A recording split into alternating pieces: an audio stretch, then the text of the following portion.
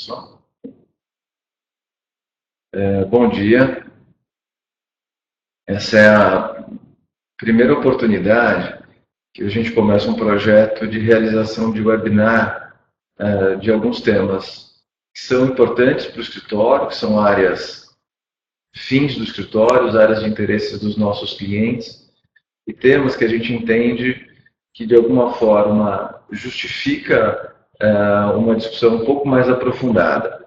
Muitas vezes o dia a dia não permite que a gente pare, estude, analise, discuta um tema, principalmente hoje em dia com alguma dificuldade de locomoção.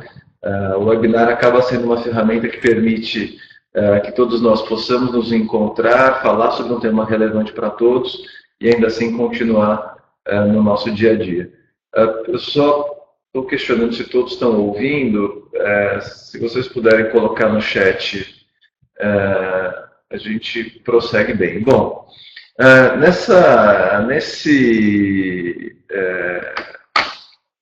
nessa conversa nós vamos ter 3 pessoas. Eu vou falar os primeiros 15 minutos, uma parte introdutória sobre a questão da mediação, a regulamentação e mecanismos que a gente tem para tratar o tema. Depois a Aline, que coordena o núcleo de mediação do escritório, vai falar um pouco sobre as experiências e projetos que nós participamos. E depois o Jorge, da área de finanças, vai falar um pouco sobre a questão de provisionamento, tanto em ações onde as empresas são réis também, e também naquelas ações onde existem processos e procedimentos de cobrança. Para passar a apresentação, eu vou por aqui. Né? A gente tem começado essa discussão, e na minha fala eu vou abordar 3 pontos. A evolução do tema da mediação, onde nós estamos, quais são as regras vigentes, os mecanismos, e um panorama mais geral sobre KPI, mudanças de paradigma, como o tema da inteligência artificial, ferramentas, vai impactar no nosso dia a dia.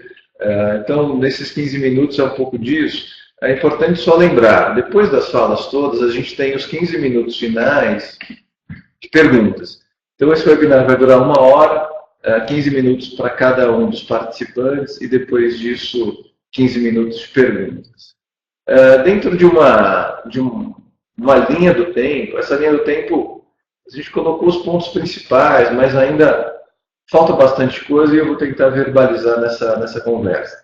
O marco da discussão da mediação é o marco de 2010, da resolução do CNJ 125, que cria uma série de regras e obrigações. Né? Então a gente fala da figura do mediador judicial, a questão de capacitação, certificação do mediador, a criação do Sejusc, dos Nubemex, e a partir daí os próprios tribunais dos diversos estados começam a criar regras para a implementação da mediação por meio desses canais, Nubemex, Sejusc e os mediadores com uma participação mais ativa e mais presente.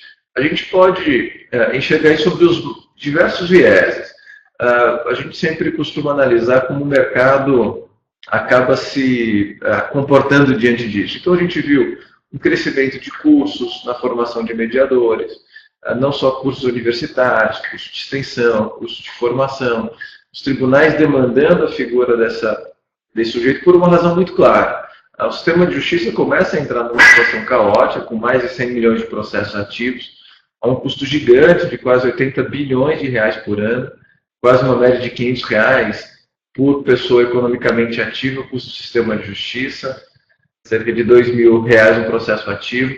Claro que com alguns focos, né? Os indicadores vão dizer que cerca dos processos ativos, 60% envolve o poder público, desses 60%, quase 90% se trata de execução fiscal, e das demandas de consumo a gente tem um patamar na faixa de 40% das ações, de 35% a 40% envolvem relações de consumo. Então, é esse mais ou menos o patamar que a gente lida, de forma que as empresas têm trabalhado e buscado as questões de mediação nessas áreas principais. Muitas vezes envolvendo o setor público e também, na sua grande maioria, ou com maior volume, envolvendo questões de consumidor pelo volume. E os casos especiais, os casos específicos, estratégicos, esses sempre tiveram e sempre vão ter um tratamento especial e individualizado. A gente não consegue aplicar necessariamente para os casos estratégicos as mesmas técnicas, as mesmas regras, utilizar a mesma equipe ou a mesma estrutura que a gente utiliza para os casos que não são tão estratégicos e são mais corriqueiros de maior volume. Então a gente tem em 2015 mudança do CPC, mudança de lei de arbitragem, lei de mediação, a 2016 o início dos tribunais se mobilizando, sempre lembrando que antes disso, em 2013, outras ferramentas também surgem para intensificar a mediação, SINDEC, consumidor.gov, a partir de 2016, 2017, os próprios tribunais também criando mecanismos, o próprio CNJ tem o seu sistema online de mediação, e 2008, recente também, legislações que vão trazer esse ambiente, até um próprio provimento que vai estabelecer a possibilidade dos cartórios realizarem acordos e mediações. Enfim, a gente tem toda uma estrutura dentro do Poder Judiciário e também dentro do Poder Executivo, e aí predominantemente dos órgãos de defesa do consumidor, voltados a criar sistemas e formas de conciliação, não só presenciais, como os PROCONs fazem, mas também de forma online, como os PROCONs começaram a fazer por meio de SINDEC consumidor.gov. Bom, um dado importante, a gente tem entendido do conceito de curva-sorriso, isso é um conceito que a gente trabalha de forma bastante frequente aqui no escritório. A gente sabe que o que tem mais valor está sempre nas pontas da curva. Estratégia, gestão, mapeamento de risco e reputação.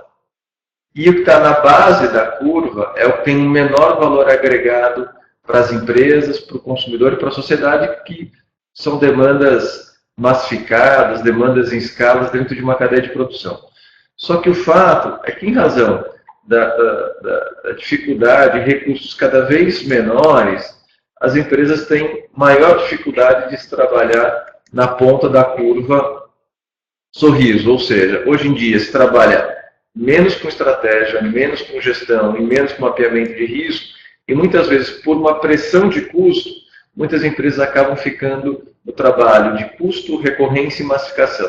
Então o projeto de mediação, a gente brinca, para devolver para a estratégia e para os departamentos jurídicos a curva sorriso, onde todos consigam trabalhar mais com estratégia, mais com gestão, mais com mapeamento de risco e mais com reputação, deixando essa parte básica de massificado e escala para projetos como projetos de mediação que conseguem trabalhar as demandas num custo reduzido. Tudo isso envolve uma análise que impacta no que a gente chama do ciclo do conflito. O ciclo do conflito ele parte de uma necessidade ou expectativa daquele que vai litigar. Se a gente vai falando de relação de consumo, o consumidor que vai adquirir um produto ou serviço com a expectativa de não ter nenhum tipo de problema, ou se tiver, que ele seja solucionado rapidamente, isso em todos os setores, seja na indústria, seja no serviço, seja no varejo, telecomunicações, construção civil, tudo parte da necessidade de uma expectativa. A mesma coisa para relações de trabalho, a mesma coisa para relações negociais. Depois da aquisição do produto ou da contratação do serviço, surge o que a gente colocou no item 3 como um fato gerador do problema. E aqui começa uma situação bastante delicada, onde o custo do conflito começa a ficar mais caro. Quando a empresa não é lembrada como um canal adequado para se resolver esse problema, é o momento em que o conflito vira um negócio. Nesse momento, no item 4, quando o conflito vira um negócio, começam a surgir os players desse negócio. De forma que todo o esforço dos projetos que a gente participa, seja desenvolvendo, seja auxiliando, ele vai no sentido de como nós devolvermos esse consumidor para o ciclo normal e mais eficiente, que é aquela situação onde, tendo havido um problema, aquele consumidor resolve esse problema no âmbito da própria empresa, sem que ele utilize esses players do conflito.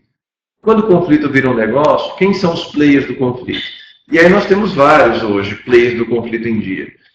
Nós temos os canais privados de reclamação, são alguns sites e portais conhecidos onde o consumidor entra para reclamar. Nós temos, inclusive,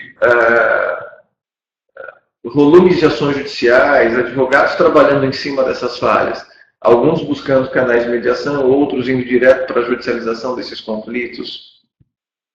Nós temos a atuação dos órgãos públicos de defesa do consumidor, que vão aplicar sanções administrativas quando eles verificarem que o problema do consumidor não foi resolvido. Se a gente olhar, nós estamos no estado de São Paulo hoje, o PROCON de São Paulo só em multa aplicada não arrecadada tem cerca de 4 bilhões de multas aplicadas não arrecadadas. Isso considerando o histórico, fora aquele valor de multas que já foram aplicadas e arrecadadas. A gente tem órgão de defesa do consumidor, o PROCON de São Paulo é um deles, tem um orçamento anual de cerca de 100 milhões. Alguns têm orçamentos mais modestos. E, obviamente, toda essa cadeia de fiscalização acaba impactando e controlando aquelas empresas que, uma vez tendo problema, não conseguem resolver. Agências reguladoras, a mesma coisa. Se vocês colocarem dentro do negócio que vocês desenvolvem, no escritório ou na empresa, no Google, vocês vão ver que hoje uma das ferramentas que aparece para os consumidores, está à disposição deles, são ferramentas, prestadores de serviço oferecendo serviços para tentar resolver aquele problema de uma forma mais custosa. Então, os players de conflito vão trabalhar em cima dessa falha de mercado. Quando o consumidor não é lembrado para a empresa, quando o problema do consumidor, o próprio consumidor não verifica ou não coloca a empresa como a primeira ferramenta ou a primeira opção para ele resolver o problema.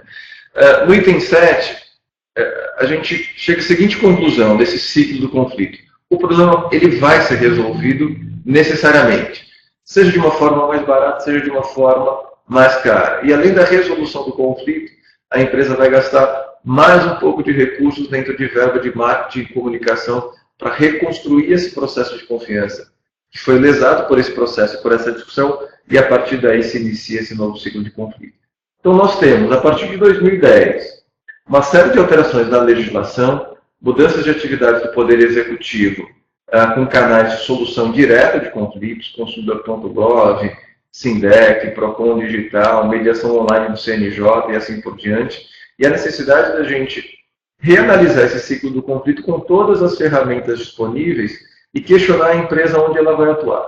Por que nós vamos discutir esse tema junto com a questão de provisionamento? Porque muitas vezes um bom projeto de mediação e negociação que vai tornar a resolução do problema mais barata impacta na capacidade ou opção que a empresa tem de provisionamento dos recursos.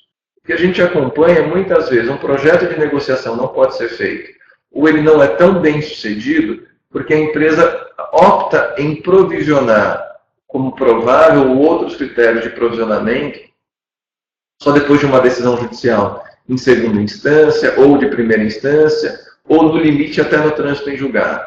Muitas vezes impedindo que a empresa tenha recursos no início de um processo administrativo ou no início de um processo judicial, para que a gente tenha uma opção ou mais recursos para fazer um acordo imediato, o que nos permitiria fazer uma análise financeira, estatística e estratégica de quanto essa mudança de critério de provisionamento podem trazer de resultados positivos para a empresa no desenvolvimento de um projeto de mediação. Por isso que a gente tenta definir e dividir esse ciclo do conflito em dois momentos. Um momento preventivo, onde a gente faz uma análise de mapeamento de risco, qual a estratégia nós vamos definir e qual a melhor gestão a ser utilizada naquele projeto, mapeamento de risco, analisando todos os cenários, tanto o cenário regulatório quanto o cenário comportamental do cliente, a melhor estratégia para aquele caso, qual a melhor forma, nós vamos utilizar uma plataforma online de negociação, nós vamos usar os mediadores capacitados do escritório para desenvolver aquele projeto, nós vamos trabalhar com mutirões, nós vamos trabalhar em alguma campanha, nós vamos estabelecer uma linguagem diferenciada, o projeto de mediação vai ser com recurso financeiro, vai ser com produto, ou oferecer serviço que pode proporcionar um ganho melhor para o consumidor ao pagamento a preço de custo pela empresa, como isso vai ser utilizado para reduzir o valor de multa nos órgãos de defesa do consumidor, já que a legislação estabelece a possibilidade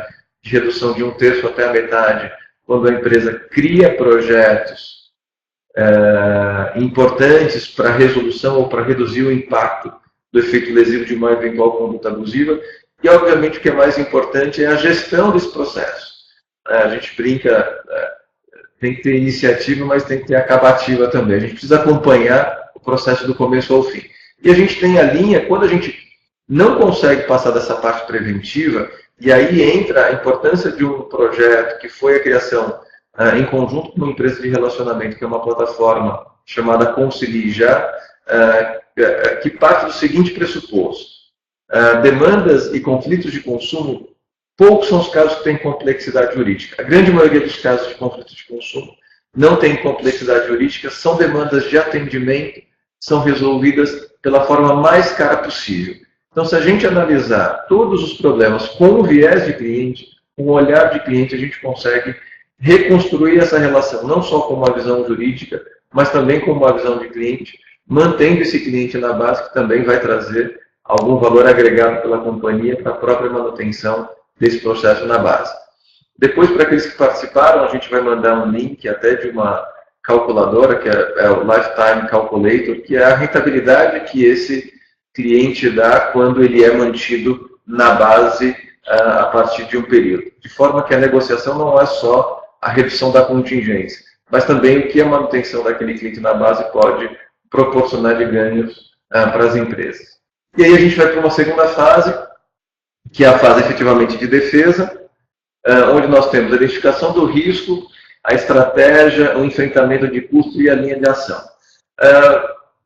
Identificação do risco está claro, a estratégia depende de cada modelo de negócio do problema identificado, enfrentamento de custos, é onde a gente vai analisar se nós vamos utilizar uma câmara privada de negociação. No nosso escritório, a gente tem parceria com uma câmara privada homologada pelo Tribunal de Justiça, que é a Target Diálogos, que também pode ser uma ferramenta importante para um projeto de mediação. Como nós vamos fazer esse enfrentamento de custo? Ou usando atividades e ações que são um pouco mais custosas para mediar, como a utilização de uma câmara privada e mediadores presenciais, ou se nós vamos utilizar ferramentas de tecnologia e plataformas online para composição. E as linhas de ações que nós vamos utilizar nessas campanhas e nessas defesas. Então, quando a gente hoje vai utilizar uma ferramenta de composição, já existem plataformas que disponibilizam a possibilidade de fazer acordo por celular, WhatsApp e outros aplicativos. Na ferramenta Concilie Já que nós utilizamos, nós temos todas essas funcionalidades, mas o que a gente fala? Isso depende de uma análise anterior de estratégia, porque a mediação online ou ferramentas online não servem para qualquer atividade, não servem para qualquer negócio. E a definição de qual é o melhor modelo depende de um estudo anterior, de uma análise estratégica. Esse era a minha parte, era o meu recado, uma parte introdutória. A Aline vai falar mais um pouco sobre algumas experiências, vivências, e aí no final, se tiver dúvidas, a gente fica à disposição para conversar com vocês dentro dessa 1 hora. Então, vou passar agora para a Aline. Olá, pessoal, bom dia. Estou vendo muitas pessoas queridas aí online. Como o Vitor falou, trata-se de uma inovação nossa, né? Fazer esse webinar para facilitar a rotina de todo mundo. E aí, como eu verifiquei aqui que tem bastante gente, inclusive advogados, mediadores e colegas, eu vou aproveitar só para relembrar um artigo do Código de Ética da OAB que fala que cabe aos advogados, o artigo 2º, parágrafo 6º, estimular a qualquer tempo a conciliação e a mediação entre os litigantes, prevenindo sempre que possível a instalação de litígio. Então, nessa linha, trazendo exatamente tudo que o Vitor nos trouxe até agora, está claro para a gente que a mediação evoluiu nos últimos 2 anos, é nítido isso, e a gente avançou tanto na parte de mediação quanto conciliação, né? Mas a nossa dúvida é, o que falta, então, em relação a isso? Da nossa experiência, do nosso núcleo de mediação e negociação, que eu estou atuando aqui junto com o Vitor, a gente tem notado que cada vez mais as empresas que optaram por entender a necessidade do consumidor e trabalhar essa jornada do conflito, elas se colocaram à frente. E aí a gente está falando exatamente de os desafios diários para entender as dores do cliente. Então, é o empoderamento do consumidor, né? na medida em que ele é parte da decisão e da solução do problema. O que a gente tem feito, e aí seguindo bem a linha de acordo com o que o Vitor nos trouxe, né? A gente está atuando na solução do conflito entre a empresa e o cliente, né? Por meio da mediação.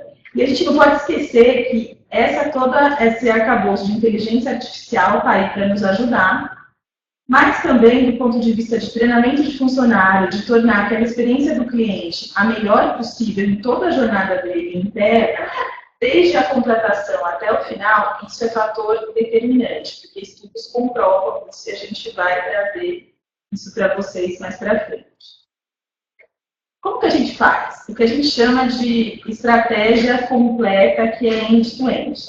Da nossa experiência aqui do nosso núcleo de mediação, das nossas vivências anteriores, dos nossos antigos locais de trabalho, na atuação junto aos consumidores sempre, a gente tem notado que o diagnóstico do custo do litígio é muito importante na medida que a gente busca aquela curva sorriso que o Vitor trouxe lá atrás. Então, os métodos alternativos, eles podem sim, de alguma forma, projetar uma economia da provisão, porque a gente antecipa os custos e isso, no final, o Jorge vai trazer um pouco para a gente. A implementação de soluções de conflito, que é trazer para a essência da empresa a forma de tratar o cliente. Então, a gente tem aqui na nossa parte de consultoria alguns treinamentos que vai desde o atendimento até a área de marketing, até o jurídico, que faz o quê? Permite que o cliente tenha uma boa solução se eventualmente ele tem o conflito dele. Então, a nossa ideia tem sido inserir a mediação empresarial no contexto correto, trazendo as vivências, analisar de forma customizada, e aí a gente não está trazendo muitas novidades, a gente está trazendo uma experiência de como fazer isso, né? A gente atua nas esteiras internas, desde os subsídios até a melhor forma de defender ou não defender o caso, trazer essa parte de acordos, né? O escritório de negociação, que também auxilia as empresas, porque, como o Vitor colocou, a ideia de linkar provisão com mediação, porque no começo das ações, nem sempre as empresas têm valores para investir. Então, a gente precisa saber que o êxito de um projeto de mediação também está ligado à existência de um provisionamento.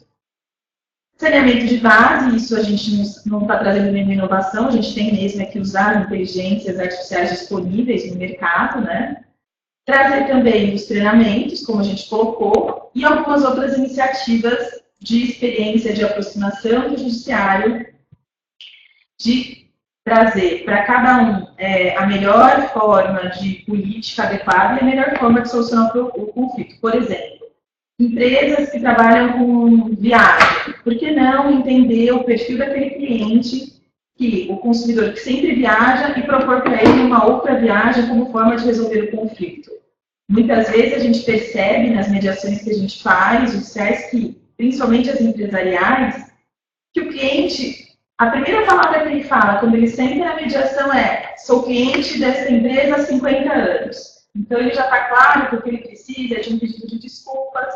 E aí são todas aquelas ferramentas de mediação atuando para quê? Para que a gente possa facilitar o diálogo e conseguir fazer com que o foco seja sempre o consumidor. Tá? E isso, com certeza, vai reduzir as reclamações, vai reduzir a desjudicialização. Aqui, uma última colocação que eu vou trazer também aqui, que a gente pode depois, por meio das perguntas, trazer casos práticos, é que hoje no nosso núcleo de mediação, a gente está trabalhando para criar soluções de conflito por meio dos desenhos customizados de resolução, os famosos DSD, né? Por que a gente está pensando isso? Nada mais é do que a gente olhar a causa raiz do problema, verificar como isso pode ser mudado e implementar. Então, parece simples quando a gente está falando isso, e hoje a gente consegue fazer isso em maior escala.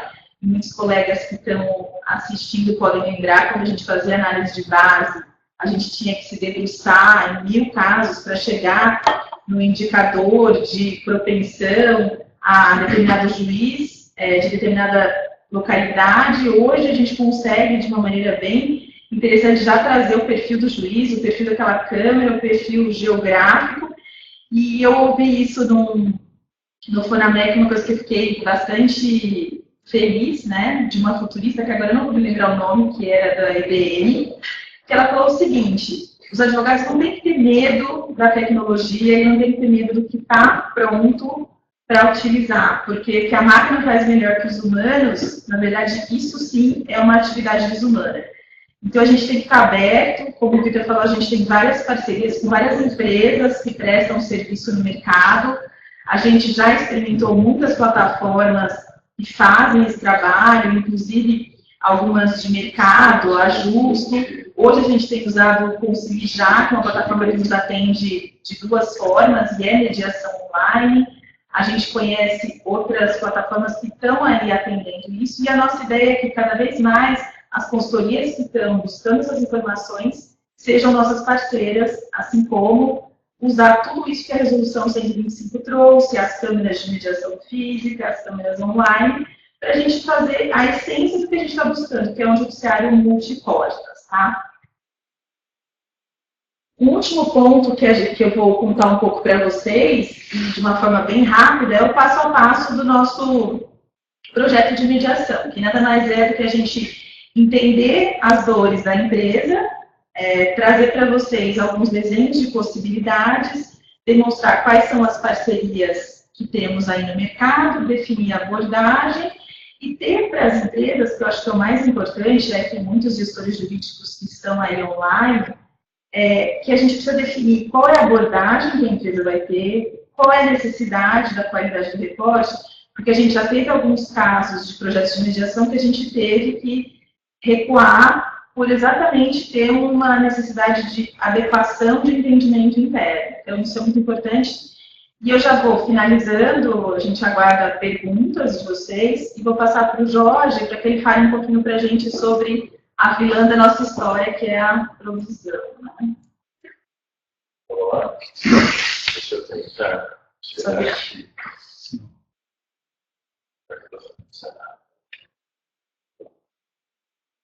Bom, gente, bom dia. Só rapidamente, a minha formação, né, experiência é com gestão de risco, crédito, cobrança. E se pegar aqui meu currículo também, eu fundei, há uns anos atrás, também uma startup que trabalha com o normativo usando inteligência artificial, na leitura e interpretação de normativo. Então, assim, minha formação não é jurídica, e eu vou trazer para vocês uma visão da indústria. Então, assim, como é que a indústria pensa e como é que ela trata toda essa questão da parte judicial. E eu estou trazendo, temos que trazer um case, eu vou trazer o case da indústria financeira. Né? Então, a indústria financeira, acho que a primeira coisa que é importante a gente separar, você tem todas as ações que são apresentadas, né, contra a indústria, onde um banco está sendo como réu.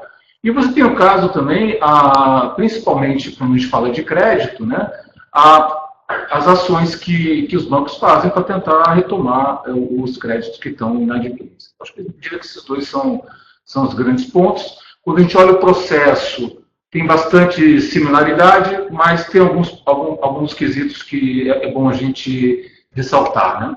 Então, em termos de relevância, toda a parte de crédito, ela obviamente é bem mais relevante, porque ela impacta não só a custa de um processo judicial, mas assim, ela envolve a perda de todo o montante que foi emprestado para um determinado cliente. Então, acho que tem um pouco dessa visão.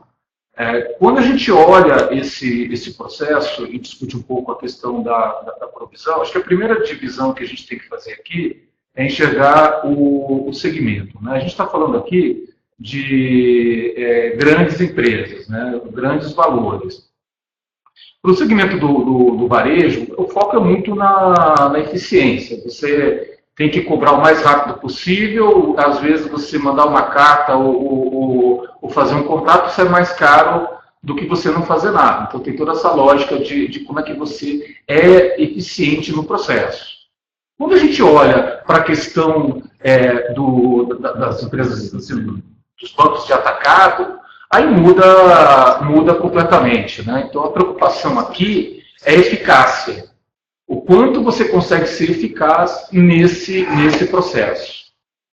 E aí, um ponto bastante relevante, aí entrando na questão da provisão, é que, por lei, o que acontece, você, até o segundo mês de atraso, 60 dias, você é obrigado a provisionar e os juros você conta como uma receita da instituição financeira e você paga tributos, impostos sobre os juros que você de uma dívida que está vencida, na verdade. Isso tudo, depois, para você conseguir reverter, você tem que provar no mercado que você esgotou todas as tentativas de recuperação. E nesse caso específico, aí que entra a questão, dependendo do tamanho da dívida, dependendo se tem garantia, não tem garantia, alguns detalhes do perfil da dívida, você só consegue fazer essa comprovação se você entrar com um processo de ajuizamento, né? Então aí tem um nicho bastante específico, onde você entra e faz toda a questão do ajuizamento. Como é que é a lógica aqui desse processo, né? Tipicamente, você olha qual é o caminho que essa dívida está parecendo que vai percorrer. Então, assim, quais são as etapas, indícios do que já aconteceu historicamente, como que isso se comporta, e aí você consegue projetar qual é a probabilidade de sucesso seguindo esse caminho, quanto tempo leva, tipicamente, historicamente, e também quanto custa esse processo todo. Isso, e aí, como a gente comentou, depende de aonde está localizado, qual instância, etc. E com isso, você consegue calcular o que o mercado chama de valor econômico da dívida. Então, quanto vale essa dívida na verdade? E esse valor econômico ele é muito menor do que o quanto se está negociando de desconto do processo ainda amigável. Então aqui entra a primeira grande discussão, que é o quanto que eu olho sobre uma ótica racional, a dívida vale tanto, então para mim é um bom negócio, e o quanto que isso também pode criar um mecanismo perverso e um comportamento que o mercado não gostaria, onde as pessoas começam a levar as dívidas para esse ponto e com isso conseguem um desconto maior do que poderia nesse processo de negociação. Então, às vezes, pode fazer sentido, sim, você pagar mais caro do que com o processo, do que o quanto você recupera de valor econômico, para você criar uma cultura, né? Então, não é só essa visão analítica de quanto vale a questão da dívida. Essa lógica, ela vale para os dois casos, ela vale tanto para o caso onde a instituição financeira está sofrendo algum tipo de ação, quanto o caso onde você está tentando recuperar um ativo.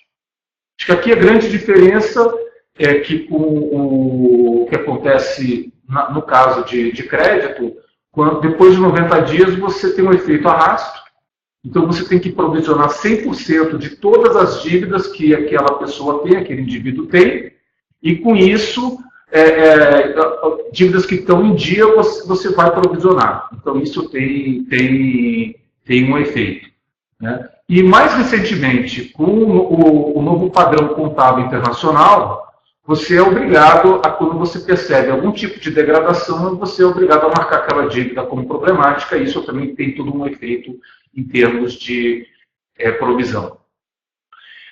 O ponto aqui de todo o processo, e aí levando um pouco dessa visão, como é que você trata as dívidas de tamanho vamos chamar assim, médio,